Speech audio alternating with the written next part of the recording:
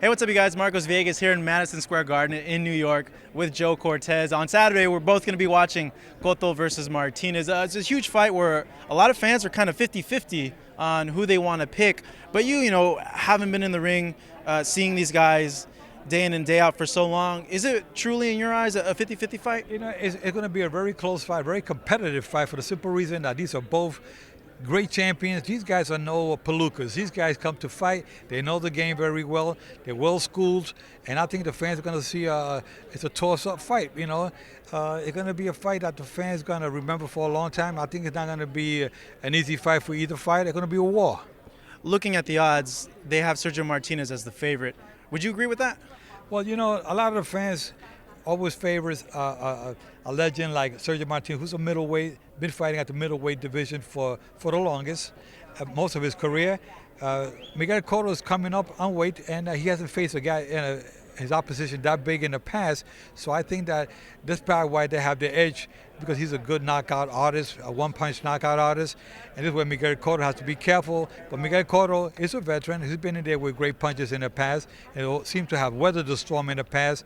And I think that Miguel Cotto is going to be a lot of movement on his part, which would be to his advantage with a lot of movement. But then again, Sergio Martinez has a lot of movement and a lot of speed. So it's going to be a good toss-up fight. Yeah, you listed all those factors there, and it just got my mind going because I have so many questions as to both guys, how Miguel is going to react to Sergio's style, if Sergio can be as mobile as he was before. But what's the biggest wild card factor in this fight? Well, Sergio Martinez has come back. He's been inactive for a year and a half with some injuries, shoulder injury, hand injuries, knee injuries. So he's coming in with a handicap as far as I'm concerned because he has said in the past that he was disabled for a while, incapacitated to be able to walk away, because of his injuries. He was on crutches for a while. And for a fighter to come back in such a short time to face somebody with the caliber of Miguel Cotto, it's going to take a lot on his doing to overcome those obstacles. So I think that he's going to have to really raise the bar. I thought he should have come back with a tune-up fight before fighting Cotto.